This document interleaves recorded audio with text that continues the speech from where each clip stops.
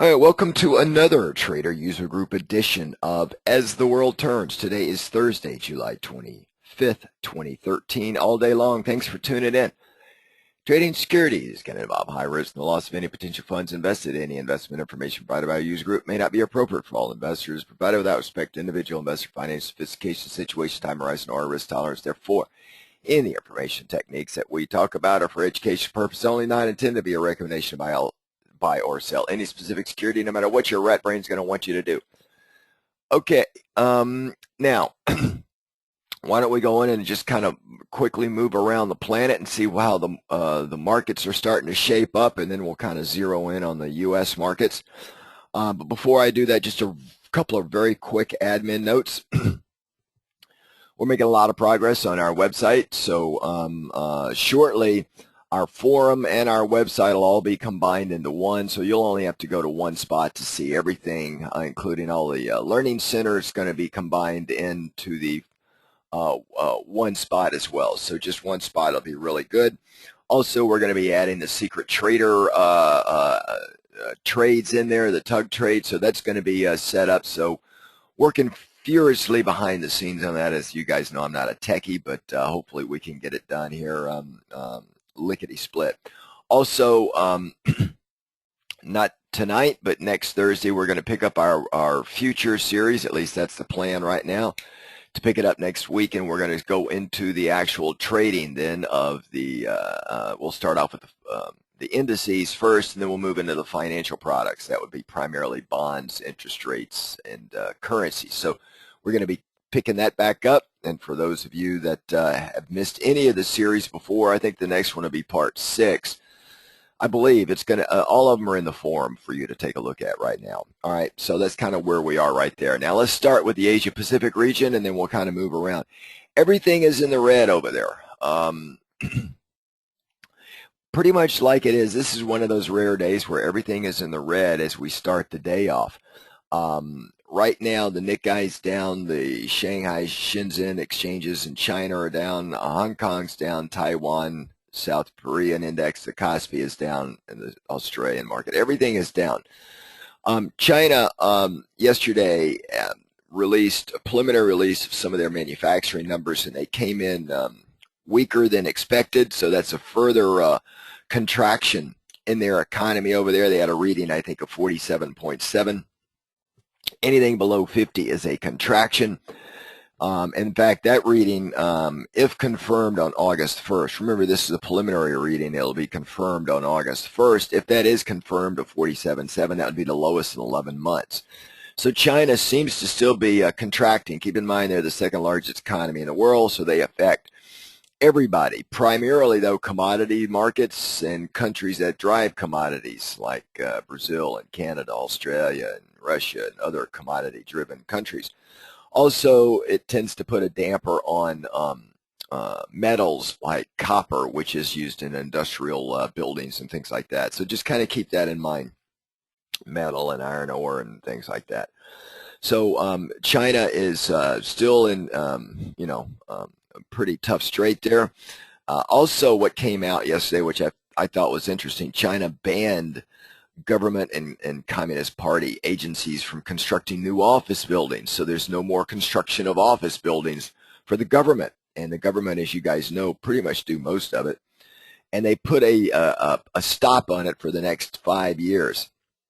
They even said suspend any project where you've already got approval to put the, with the land and everything else. So they're really serious about trying to rein in. I think beneath the curtains there, it's a lot worse than people think. So that had a tendency to drive everything into the red in the Asia-Pacific region yesterday and late last night, coming into early this morning.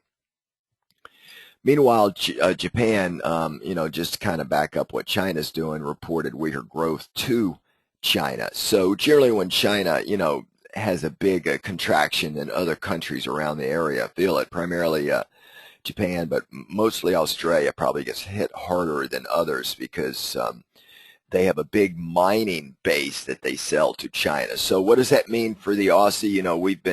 We've been playing the Aussie on and off to the downside, the Australian dollar. I think it's going to go down even more, personally.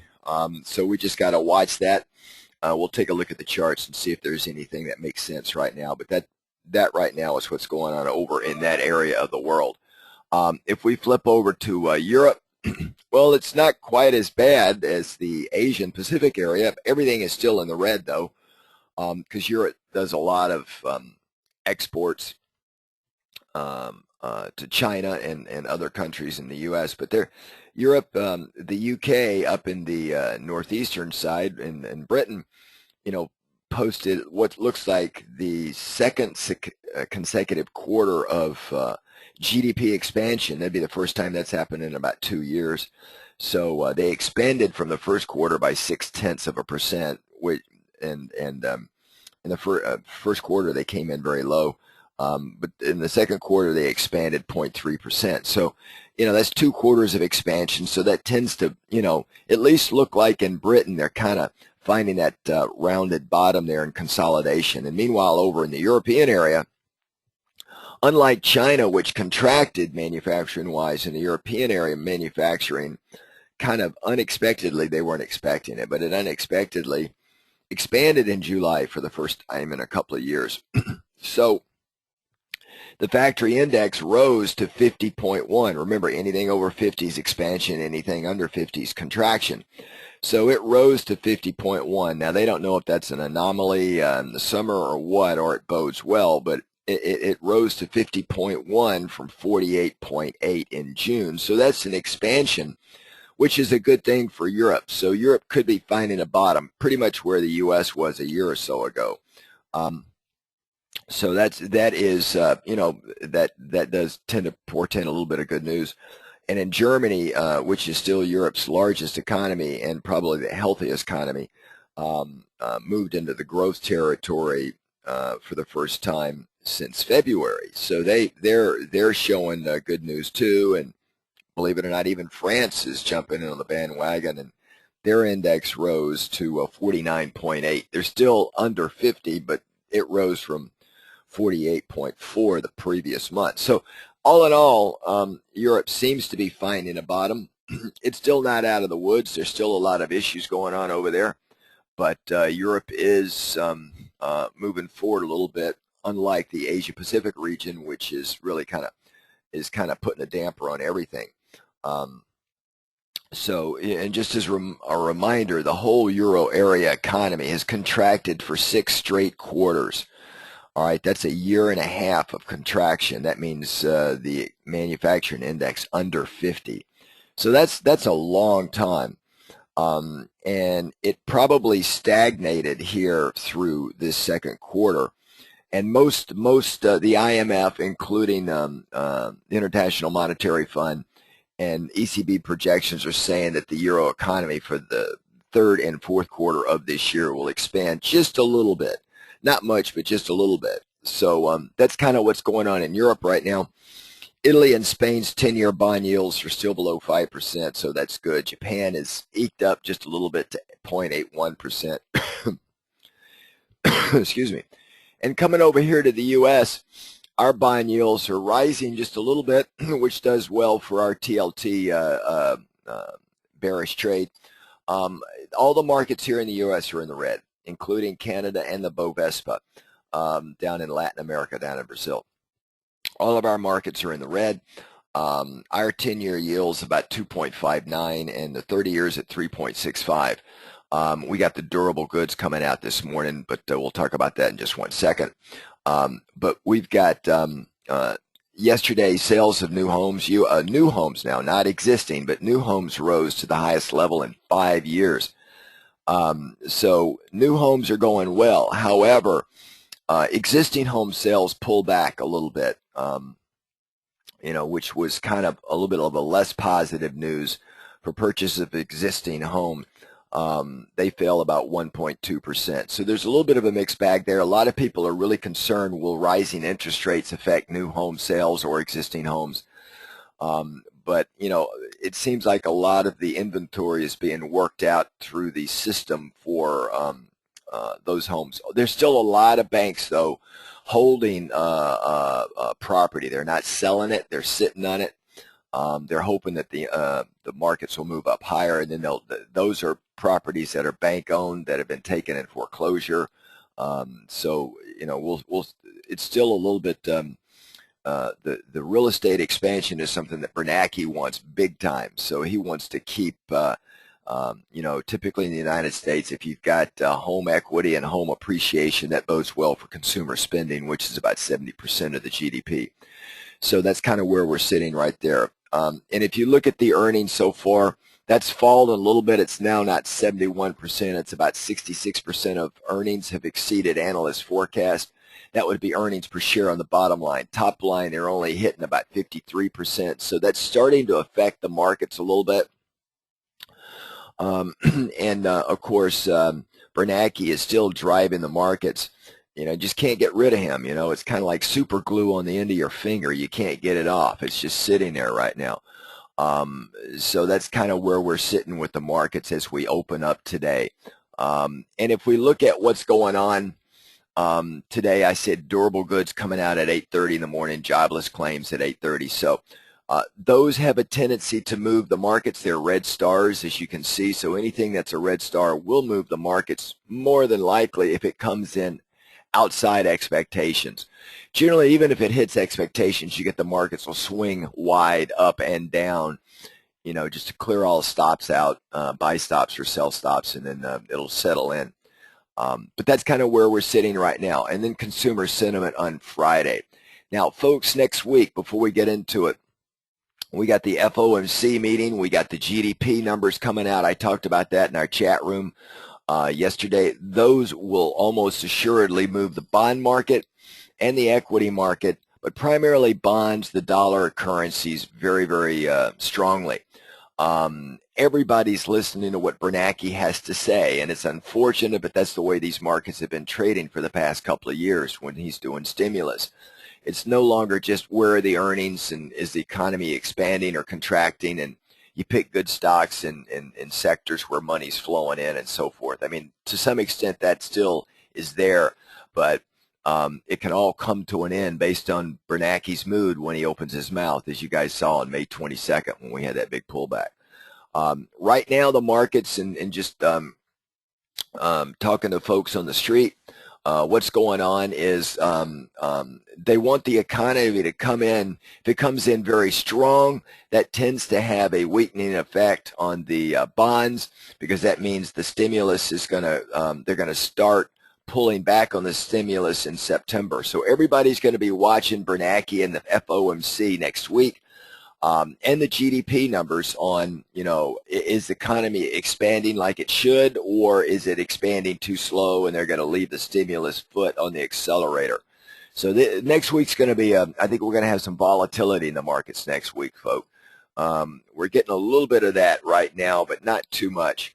But I think next week with the FOMC and everything, you guys remember what happened before. So we'll be ready for that. We'll discuss that in more detail come Tuesday morning's session, and we'll have to take a look at our positions and see how we want to play them. We got profits now, nice profits in the spiders, and we got nice profits in gold in that counter trend trade.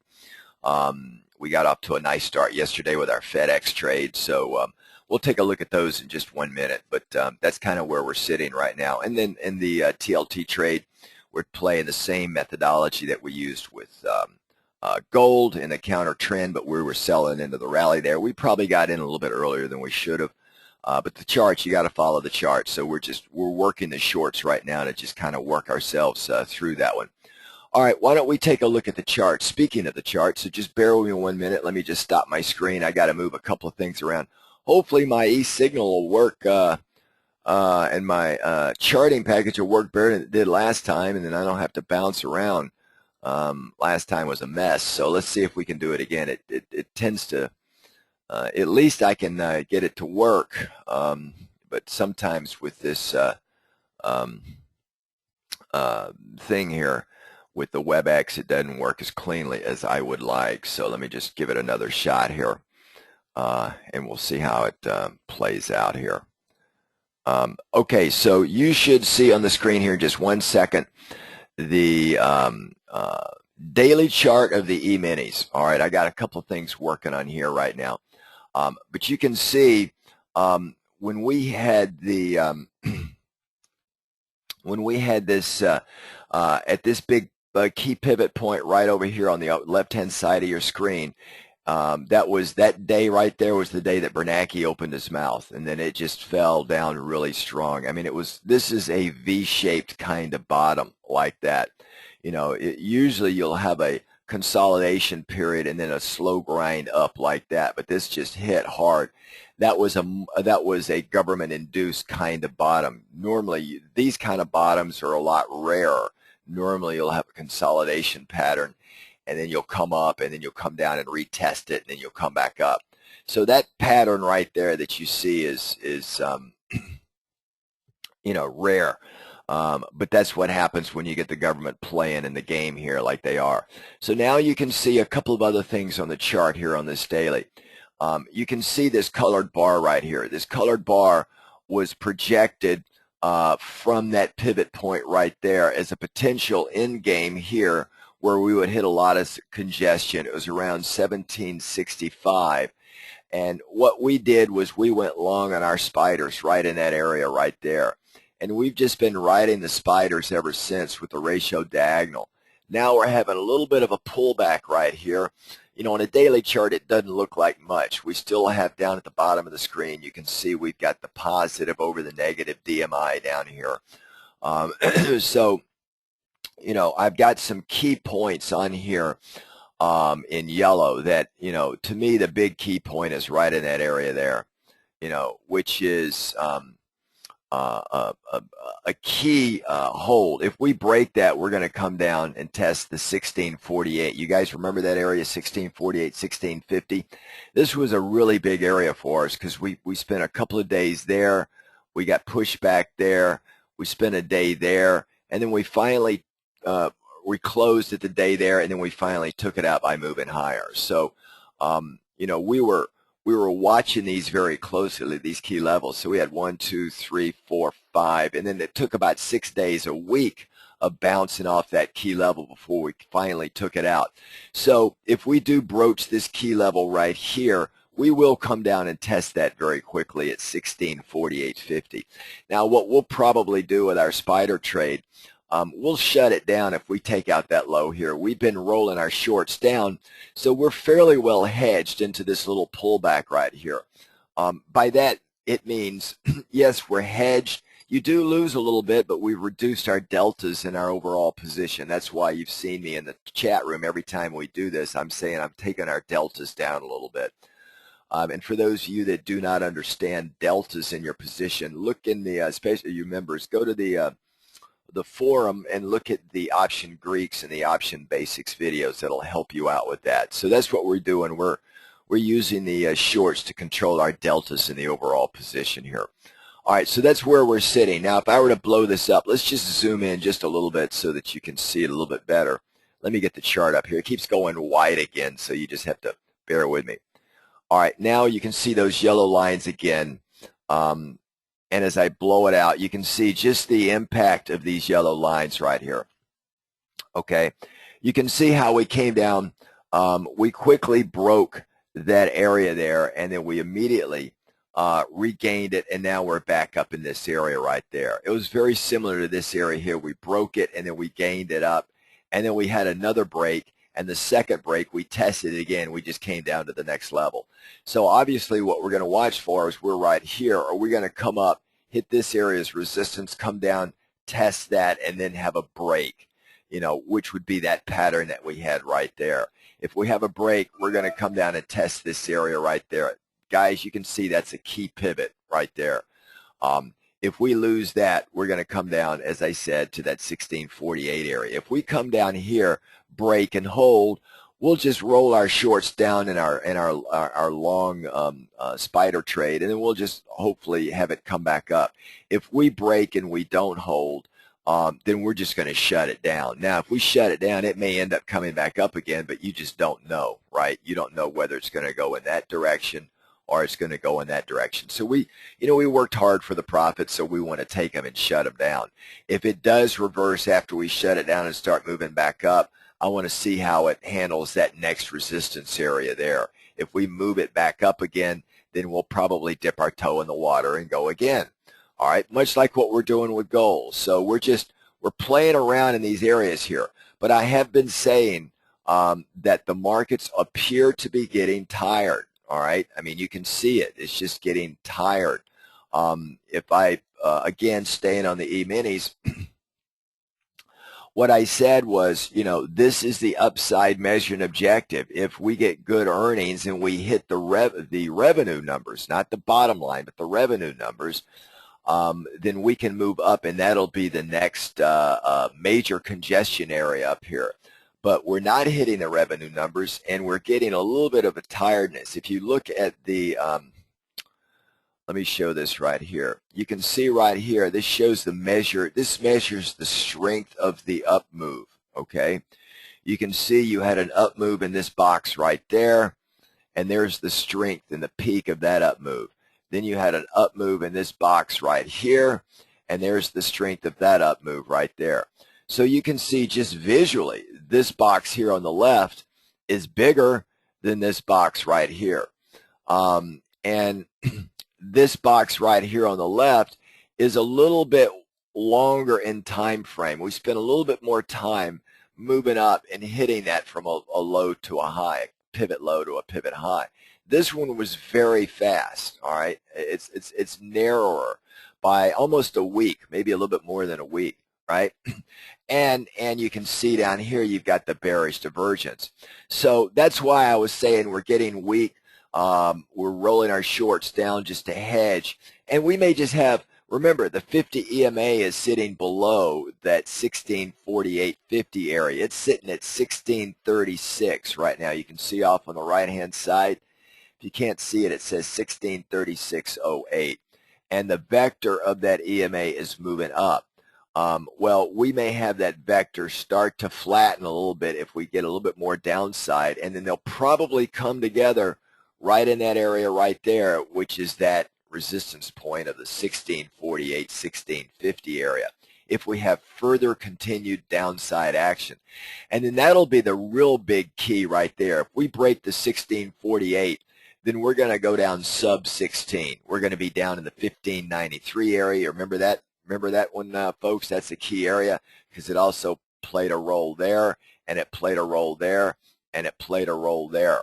So there are some key areas that if we start to roll down, and then what we would look to do is start picking up longs down here once we got a confirmation of a bounce. If that breaks, then we're going to come down to a lot lower area. So basically, that's how we're going to be making these trades and these trade decisions. You never know which way the market's going to go. All you can do, you trade this side of the chart, right? You trade the right-hand side of the chart. But we look at the price action and key levels, and these key levels here that you can see that I've outlined on the left-hand side over here is where buyers and sellers are always fighting it out. Who's winning at that level, the buyer or the seller? And then you expect that same fight to happen on this side of the chart here. But if the buyer loses and the seller wins where they had a traditional area where the buyer was winning, then there's more selling in the market, and then we either get out or we start playing the downside. So that's kind of that in a nutshell.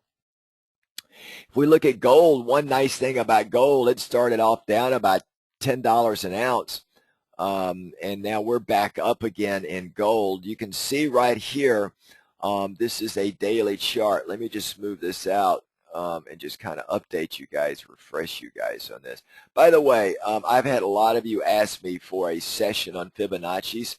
So we will do it. We will do a session on Fibonacci's, a whole separate set. We'll spend an hour or so on it. It's really important you guys understand how to play Fibonacci because sounds like a card game, doesn't it? Or a drinking game. But it's important that you understand how to do retracements, extensions in dry powder area, what I like to call it dry powder. And I'll show you how to do that. Here we are with gold.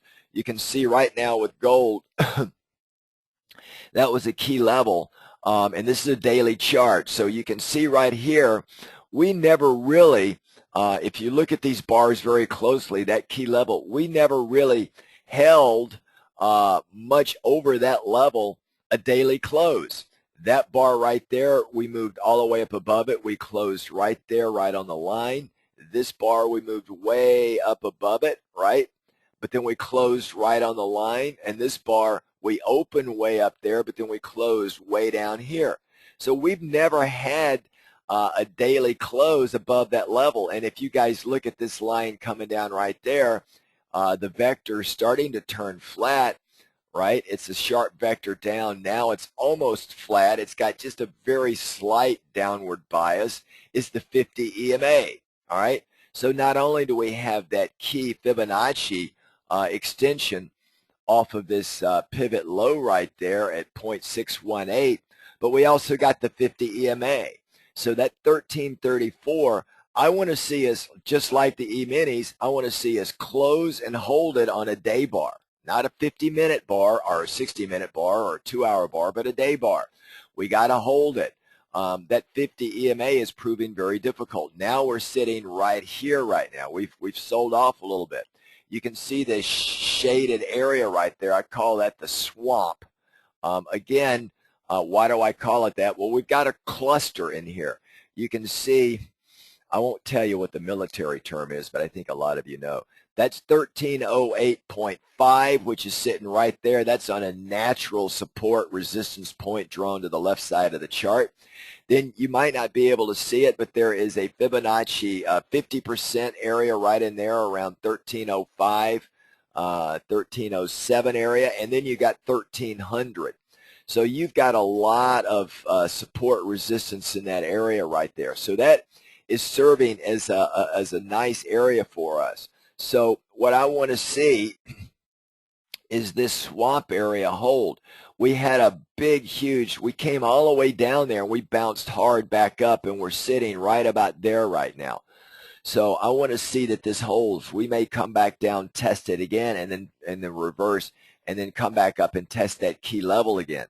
That would be the ideal scenario for us. And then we have a day bar where it actually holds, and then we come up and test this level here again. That's or for the first time. That's what I want to see. If this area breaks right here, we're just going to shut our gold trade down. That'll be the second time. Remember, we shut gold down right in this area here. We took profits. We got in right in this area down here. But we took profits, and now we're back up. We got some nice profits again. But if it rolls and takes that out back down to the downside, we'll shut it down again. We may have a retest of this downsloping trend line right there, which would put us below that 0.382 area, down in this area right here, and then we may make another move back up. Remember, what we're trying to determine in all of this, let's put it out to a weekly chart just so that you can see a little bit better in perspective. What we're trying to do is say, well, is this downtrend over or are we still moving up? You can see that real steep slope that we broke, right there. We broke it. You can see right there we broke that really steep trend line right there. Wouldn't surprise me to see another retest. And then we've got these two trend lines going on down here. This vector on that trend line is very, very steep. The vector on that trend line is a lot narrower. So for more conservative traders, when we eventually break this, that would be a nice bullish signal to go back to the upside. Right now, you can see this very huge sharp bounce right there. So what we want to see is this a bounce and then we're going to roll over and go down to lower lows, or is this a bounce and then we're going to do one of these kind of consolidations, eventually break that, and then work back up like that, and be back somewhere back up around the 1700 in 2014 or 2015. All right, that's kind of what we're watching for right now. So that's a little bit about how that was formed and how that was put together. So we'll watch that and see how it shakes itself out. Another one that's really had some interesting movement here is oil. Oil is, you guys may not have known, I think I put it out in the chat room last week, but earlier this week, WTI, that's West Texas Intermediate Oil Futures, that's what we trade here in the U.S. versus Brent. The United States production rose last week to 7.56 million barrels. That is, and that was put out by the Energy Council. And that's the most since December of 1990. Folks, we're going back 23 years. Oil production has rose more than it's ever been on a daily basis since 1990. So these inventories have been drawing down, which is what's caused this big up move in gold. But you can see we're going to come to a key pivot point right in this area right here. In fact, we're sitting just slightly on it, or just slightly above it right now. If we break this key pivot point right here, we're going to come down and test this area, which is right at about 100.42. That's a natural area for us to test. If we start to roll back and move back up again, then I think we'll come back up and test this area. Remember what I was saying, though, folks. I said as the price of oil gets back up in this area again, I'm favoring credit spreads where in the oil market, though, not necessarily USO because the premium might not be that big, but up in this area right here where you're shorting a lower strike call and you're going long a call that's further out, probably the 112, 113, 112, 114 area, because I said the market forces are forcing oil down in that area right there. So this was, when you have a big move like that, you're going to get a counter-cyclical test. It's very natural, and then we're going to move back up again. So if we get that kind of test, we may want to play that long side, and then start setting tight stops as we get back up to this area again. But that area right there, just so you know, is 110.55, $110 a barrel. If the overall global economy is flatlined to basically the U.S. is the only one showing growth, Europe barely above break even for the second half of the year, China below break even. There's limit to the upside of oil. I can tell you that right now. And a lot of oil traders are confused as to why the market is like this. Some of this, if you remember, it got started down in that area there with Egypt, and then it just kept moving up, and then momentum took over because oil is a momentum trade.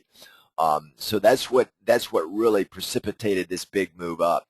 But you can see right here, this red line's the 50 EMA. It's sitting right at $100 a barrel. The vector on that will start to flatten as this comes down to meet it. So if this, like I said, I'm not going to go long now. I want to see how it plays that key support area there. I think the odds probably favor a break and then a test of the 50 EMA again. So let's watch that. If it tests and it holds and starts to move up, we may dip our toe in the water at that point. Because the natural movement of this one, if I were to place the where is the natural extension off of that high, it puts it right there. You can see that colored bar. It is really a very short bar with you may not be able to see it. I'll blow it up. But one thing that this thing does, which is really cool, if it doesn't have enough information to really give you a lot of certainty on the trade, it puts you can't see it, but you can see in that lower left-hand corner is a black mark. That means it doesn't have quite enough information to project where it's going to go. But I can tell you once it comes in, that black bar will start to lengthen, and it's sitting right on top of that 110.55 area, which doesn't surprise me, which further supports, doing these credit spreads out of the money above $111 a barrel. You may not be able to get that now because we're already back down to 104. I mean, that was just a very fast, audacious move. And the people that were long right here probably got stopped out and were taking profits in this move here. That's probably what it is. Now we're at that key area there. So let's see how this thing plays itself out. That's kind of how we're looking at that. If we look at the transportation index, Dow Jones Transportation Index, just like the E-minis, we made new highs and then we pull back here. So again, though, I pointed this out in the chat room. You've got that bearish divergence here. You can see that movement there from that pivot low to that pivot high. You can see how all these charts look just alike, right? I mean, they look just alike. You've got that move right there in that box, and then you've got this move in this box there. So you can see just the width of the boxes, just like the E-minis, right? One is a lot wider and taller than the other, and that sets up that bearish divergence trade there, which means the odds favor a little bit more of a sell-off. 112.86 is the 50 EMA of the Dow Jones transports. The vector is still moving up, but it's just showing some weakness is what it's showing. So I don't think the markets feel there's enough of top-line earnings to really propel this thing much higher. But that's kind of where we're sitting right now. I think there's profit taking, so forth, that's going on. If the other one that I wanted to show you guys, let me see if I can find it here. Let's see here. Here we go. The Russell. The Russell tends to lead the market both up and down, pretty much like the Dow Jones transports. The Russell, as you can see, has led the markets. With the E-minis, what's really interesting, the E-minis and everything else were right in that area there. Remember, it took out the high and just barely made it up, and now it's rolling back down again. But the Russell is way up here. So we had to use some extensions off of the previous pivot high with our Fibonacci to really see where could it go. And you can see here, let me just move this chart down a little bit here so that you guys can see it. You can see these extensions off the prior pivot high using Fib, and we didn't even quite make it to that first level right there, which is 1064. You can see this calculated bar right there was calculated off that pivot high, and we just blew right through it. That's going to serve as support right now. And that bar is sitting at 1030 roughly at the top part.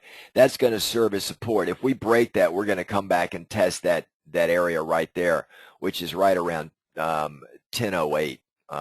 So that's kind of where we're sitting there. That'll be a big test for the Russell. All right, coming back down and testing that area there, which is where that's sitting right there, right around 1008, 1006 area, right in that area. There is absolutely no bearish divergence here. All right, so that tells me any sell-off right now is going to be minor. All right, that's kind of how we're looking at it. There is no bearish divergence here. So money was flowing into small cap, which is what you want to see. You want to see money flow into small cap. And then the other one that we got is bonds. Same kind of trade strategy that we're using in gold. We're playing these bottoms like this. You can see how bonds, let's blow it up. We got in a little bit early on bonds and TLT, but you can see right there, you can see I ran a fib extension off this key pivot low right there. All right. We got in right there when it kind of came down, but it was a head fake, and then boom, it just started running up. We actually never did close above that level right there, and this is a natural support resistance point, 135.08. We're way back down in this area again right here. We're sitting just slightly above that 133.28 area. If that breaks, we're going to come back down to there, and then we're going to come back down and test that area there. I think what's probably going to happen, folks, just looking at the markets, if I were to draw an extension off of these, we're going to be, sellers up in this area and either buyers, probably buyers in this area for a little bit of time. Because I just think Bernanke, it's too much in his interest to keep it, to not let interest rates get too high, which means this would get way down in this area down there. Now, keep in mind, this is a 30-year bond chart, all right? What did you guys remember in our futures when we went over bonds? This is at the back end of the yield curve, all right? Back end of the yield curve, which means the back end of the yield curve is a lot more volatile than the front end, meaning less than the 10-year notes or the 7 or the 5 or the 2-year or the 1-year. This is a lot more volatile.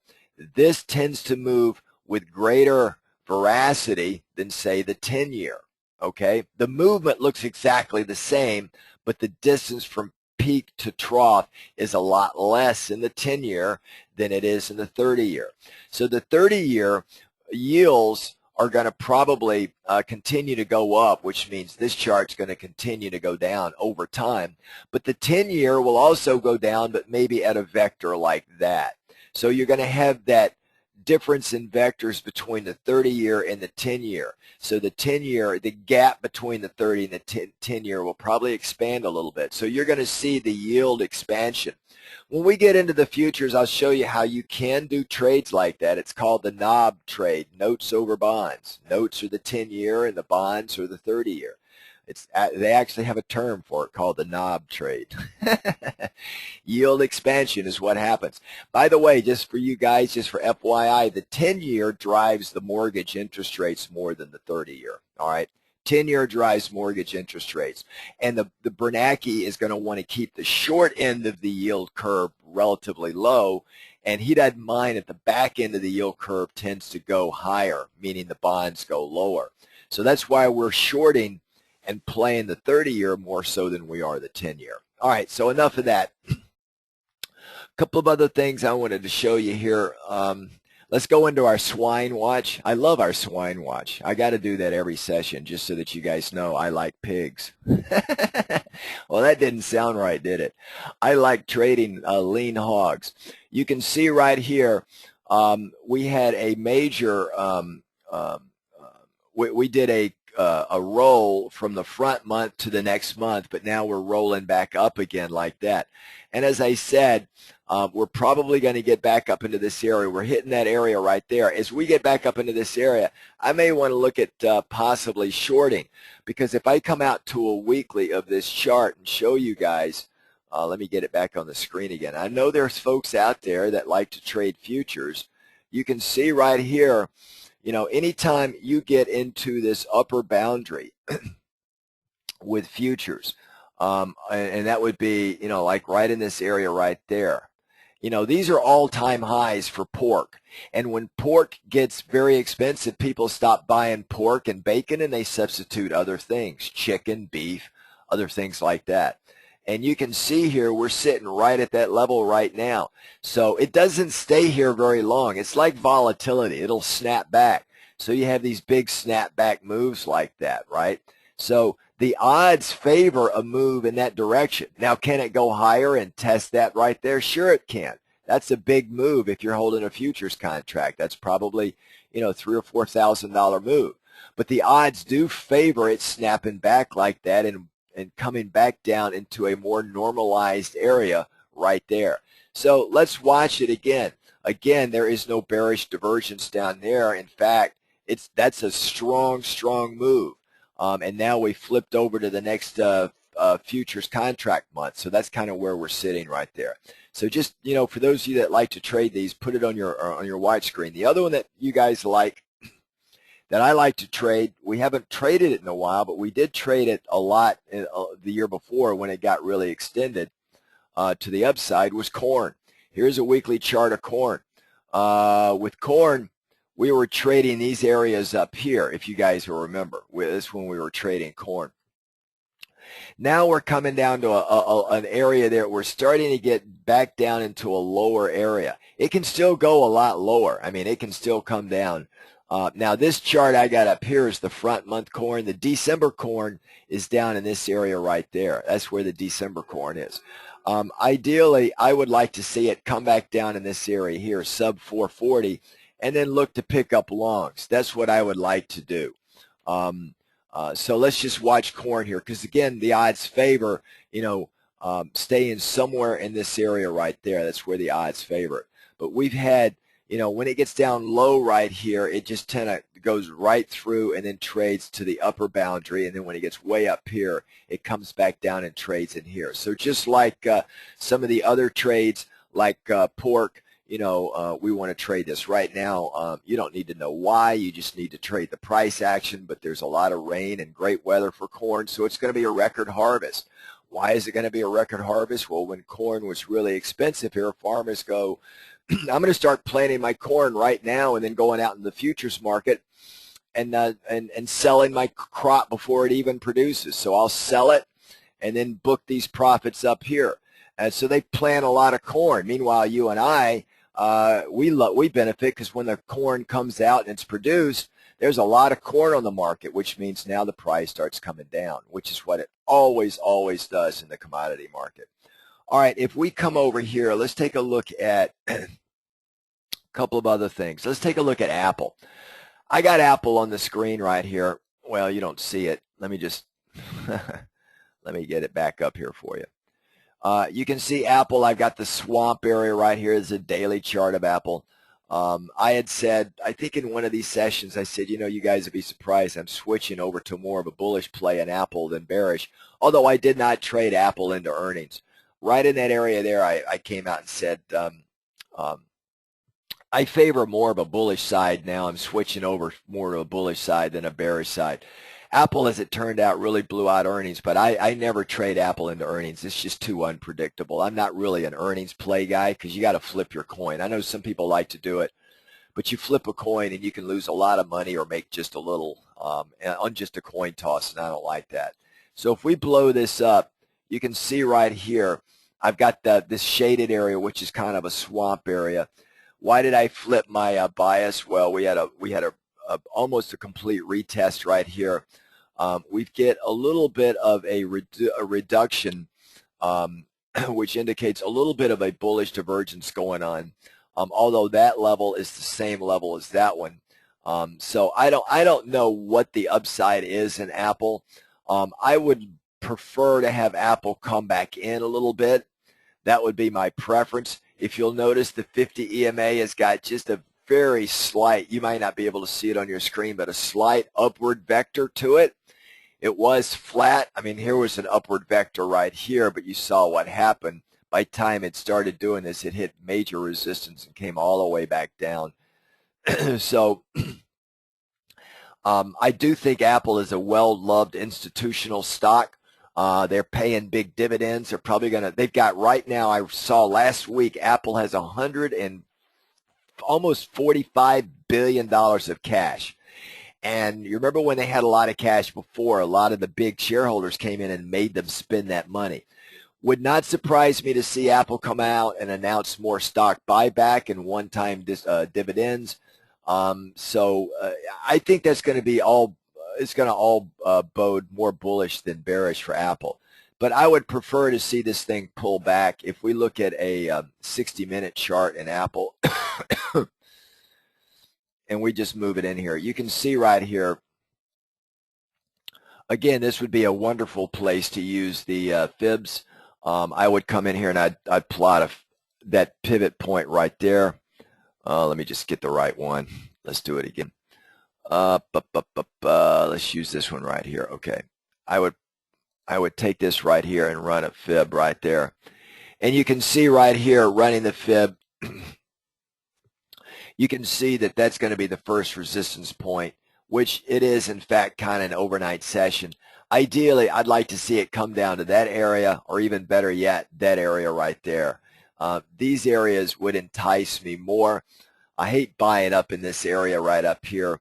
But you can see that this area right there, you know, that's kind of where it moved down to. But I could see being a buyer somewhere in this area right there, maybe nip it a little bit right in that area there. You can still have an uptrend and come down and hit that area as well. But that would be the way I would look at it. Excuse me. And this, you have to, these things just, let me get the subchart back up there. So that would be the way I would look at Apple right now. If we look at a couple of others that look good, Amazon, again, we move back out to the daily with Amazon. Amazon's been on a tear lately. I favored more of a downward action in Amazon. But you can see right here, Amazon's still in a bullish trend. This is just a normal profit-taking mode right here. You can see I got a couple of things on my chart. This is a midpoint. That is an anticipated pullback point for Amazon, 278.77. It's at 298 right now. That's an anticipated pullback point, and then a projected further move higher should we get another bump, and then we'll be back up over 310 or so in Amazon.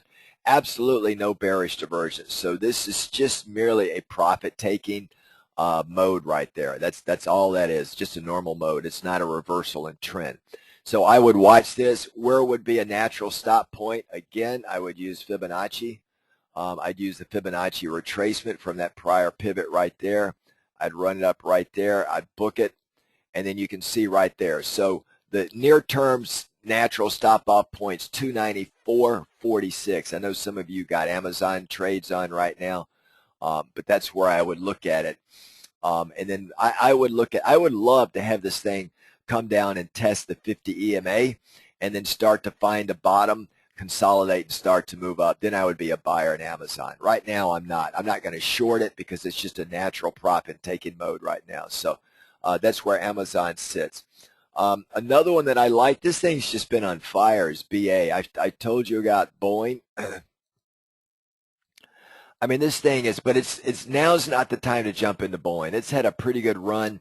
You can see right here with Boeing, it's starting to get a little bit tired with that bearish divergence. We had a pretty good little pullback yesterday in Boeing. It opened up here around 108 and it closed around 106. So that's showing me that it's starting to get tired, and you know, maybe doing credit spreads out of the money here. But if Boeing, the vector of the 50 EMA is very, very steep. You can see we've tested it, and buyers always seem to step in at that 50 EMA.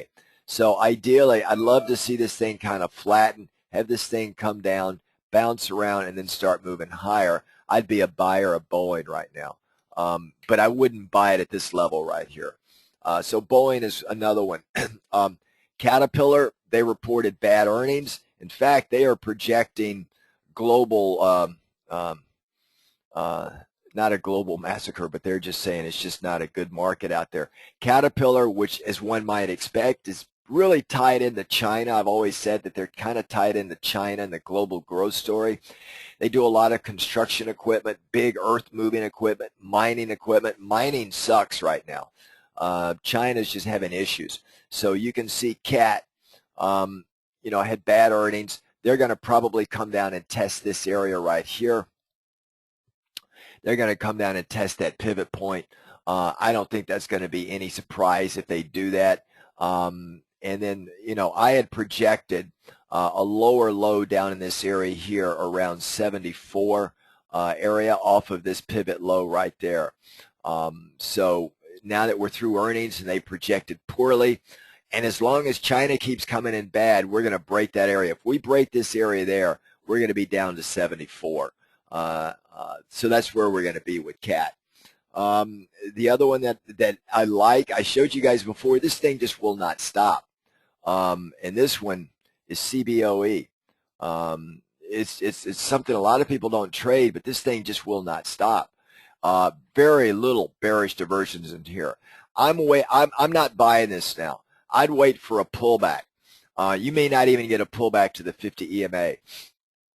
But starting in January, this thing just took wind and just went on fire. It's moved from 30 all the way up to 49. So that's almost a, you know, 80% move in a very short period of time. There is no bearish divergence, folks. That's just a strong move. It's a 3-leg up, and a typical 3-leg, if you guys know, you'll have a 3-leg, you'll have a little pullback for a 4-leg, and then you'll make another run higher, and that's when you run out of steam right there. So, you know, I didn't even follow it either until back over in this area here. I just noticed it. But now is not the time to jump into this. But if it does have a pullback, you got a high probability trade in that area right there. So I would look at that one. CBOE. CELG, that's another one I pointed to. And I said this one, I think some of you guys did take this trade right in this area here. I said this thing's going to move up to that area right there. Well, we're trying to get up there. We had a gap up. You can see right there that gap at 131.82. If this breaks the gap to the downside, for those of you that are in this trade, I'd get out. But that serves as support. But that's the resistance area. Now it's too late to get into it now. Let's just let it sit. Let's let the market pull back. Ideally, I'd love to see some of these guys pull back. But CELG I like. You know, it's a good one. In the consumer spending space, I love this one, Discover Card and Visa. They both had good earnings. You can see Discover Card actually came right up, hit our objective, our price objective right there. that was plotted off of this pivot high right there. It came down and hit the 50 EMA. But again, like the other ones, I'm a little bit concerned because it's showing some bearish divergence here. I would not chase this one right here. I'd let this thing come down, hit the 50 EMA, gather some support, and then rock a little bit higher. Now is not the time to chase that. I know some of you took the trade right there when I pointed it out, which is good. I said that's the upside area. So that's a good one. The other one that is in this space is Visa. Visa also came out with their earnings yesterday. They had good earnings, but it sold off a little bit. Visa, I told you guys, just like the other one, I'd love to see this guy come down and test the 50 EMA right here. We may get a test. If it does that, Visa is even more predictable than the others. I mean, if you look at this, I mean, we go back into 2011. You can see how Visa has acted around its 50 EMA. Buyers always step in. And the way Visa moves, Visa moves in batches, right? It just moves in batches. And when it moves up and then stays in a pattern for a tight period of time, and then it moves up and stays in a pattern. It moves up and stays in the pattern. So there are a number of different ways that once you understand this cycle, you can trade it, right? You can do credit spreads out like this as it moves up and hits a new pivot point high and starts pulling back. You know, you can do these kind of things right here. What I'd prefer to do is we come down, and I'm hoping that we'll come down and either hit or get close to the 50 EMA, and if it starts moving up, I'm going to take a trade. I'll back out of it if it starts to roll again, because if the whole market rolls over, like the S&P and everything else, all of these stocks, you got an 80% shot that all the stocks will just pull back too. So you got to have a little bit of a situational market awareness. The whole market is rolling. I don't care how good your stock is. You got about a 75 to 80% chance that your stock's going to roll with it. So we just have to kind of keep that in mind. Facebook had their earnings, so they're going to go up, but I'm not a Facebook trader. They had really good earnings. If I were to come into the daily, or you can see in the afternight session here, Facebook really just, I mean, they just shot up real high. They're going to open up around $32.60, $33 a share. So coming back to the daily, you're going to see Facebook open right up in this area here, right up here. So they're going to challenge, Facebook is going to challenge this area right there at market open. All right, that's what it's going to do. So I would, quite frankly, be looking at possible shorting action back here for a little bit of a pullback rather than going long. But give it a day or two and see how it shakes out. But that would be what I would be looking at on Facebook. If we come over here, here's a trade that we took in Federal Express. We took a credit spread on this one. Hopefully some of you guys were able to get in. It's looking good so far. But we came in here, you can see with FedEx, it really didn't have the ideal bearish divergence. I mean, from that move right there, from that move right there to that move right there, just a little bit, but not a lot. I mean, it's fairly, but we were way up in this area here. Why? Because the volatility was high. It was at a 75 percentile, meaning that only 25% of the time has volatility in FedEx been higher. So we were up in this area there, and we did a call, something like that. So that's kind of where our trade is right now, around a 111, 112 area, because we could get the premiums because there's high volatility in it. So if we can continue to get a little bit of a pullback and then a little bit of a consolidation, it'll probably make another run back to that area there, but it'll have a hard time getting over it. So we got about 3 weeks left in this trade, but we'll look at it and see how it's going. But that's the FedEx trade right there. The other one, let me just see here. Let me look at a couple of others on here.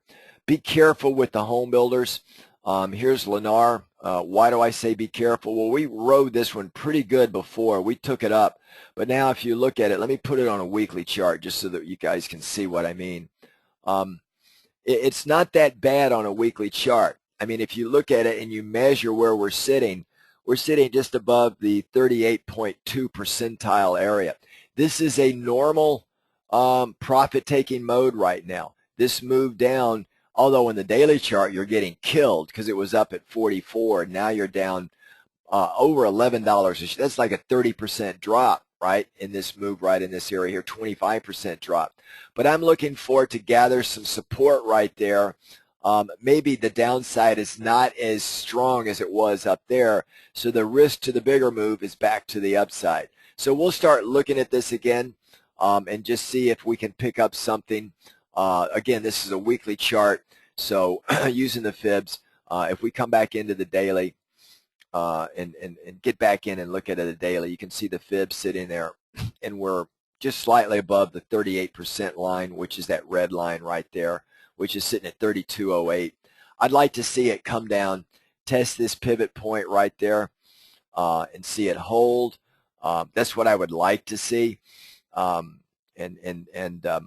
If we do that, I'd like to see some bullish divergence in this area right there. So if we can come down to this area and start to move up, I'll start dipping my toe in the water with longs, because the housing sector is looking better than most, but this is just a lot of profit taking. Also, some of that move is the fear of rising interest rates, which will kill and decimate the mortgage market. So there's a lot of that going on right now as well. But put that on your watch screen, and let's see how that thing plays itself out. So that's kind of where we're sitting there with Lennar. Let me just see if there's any other ones I wanted to show you guys. Another one that's interesting is rack space and the cloud space. This one, I played it to the upside right in that area there, got out of it, and this thing is now having a really nice counter trend trade. I did not play this, and if you look at it, you've got great bullish divergence in here, right? I mean, just really from that point to that point right there, you know, and that point right there and that point right there. Clearly a lower low, but you've got serious divergence going on. And now I ran an extension off the lows to this prior pivot right there and that low there. And then I also ran an extension off that low and that high. So I've got two extensions going on. And you can see there's a cluster right in that area right there. So that's a lot of resistance right there. If I were to blow it up, let's come into the daily, and you'll see a 23% and or let's go into the 60-minute. You'll see a cluster here, which is what I like to also do. There's two different extensions. You'll see right here, and we just almost perfectly hit one right there. And now we're down. One extension is a 23%, and the other is a, I can't remember what it was. What did I say it was? I just know that we got a pretty good cluster in that area right there. What did we say? Yeah, 23 and a 61%. Got it. So the 61% is where it just ran right into a wall here. So you can see this upper one is a 61% pivot off the previous pivot low and previous pivot high. This one right here, slightly below it, is the 23%. I got them dragged off the screen. That's why you can't see it. Off of the all-time high down to the previous pivot low. So we're sitting in this area right here. I'd like to see it, like I said, come down to this area right around here, around 42, maybe even down to this red area would be even more ideal. You can see right here that it's looking at near-term downside action. You got serious bearish divergence. You got that higher high there. So near term, I would be, I'm not trading it, but I would be saying that this would be more of a shorting opportunity near term on the small charts. Longer term, once we get down to this area down here with Lennar, and by the way, all the home builders look the same. Down in that area down there, I'd be looking to be a buyer again. So that's kind of how I see that one right there. All right, everybody, we're pretty much done. Durable goods came in. They're unchanged, so that's not going to affect the markets too much. Durable goods were pretty much unchanged in this thing right here. Gold is up a little bit. The E-minis are, you know, down about where they were, just kind of floating around. So